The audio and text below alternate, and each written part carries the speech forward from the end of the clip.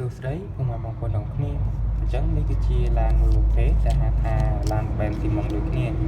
ស្តៀងគ្នាទៅជាមួយនឹងឡានមួយនេះបងប្អូនមើលរបៀបរបស់គាត់ណាហ្នឹងហើយគឺស្តៀងគ្នាគាត់ថាមួយតូចមួយធំហើយគាត់ខុសគ្នាតែប៉ុណ្ណោះតែប៉ុន្តែជាប្រភេទឡានបែនស៊ីម៉ុងដូចគ្នាហើយវីដេអូរបស់យើងគាត់ជាមានជាវីដេអូអីនៅដែរបងប្អូនគាត់ជាវីដេអូខ្លីហើយបង្ហាញអំពីឡាននេះទេអូខេបើសិនជាចូលវីដេអូនេះកុំភ្លេចចុច click subscribe នៅ channel របស់ខ្ញុំអ្នកមួយខ្លះដើម្បីទទួលបានវីដេអូថ្មីៗជាច្រើនទៀតពីខ្ញុំអត់លើកតែជាថ្ងៃសូមអរគុណសូមជម្រាបលាជួបគ្នាម្ដងទៀតនៅវីដេអូក្រោយបាយបាយ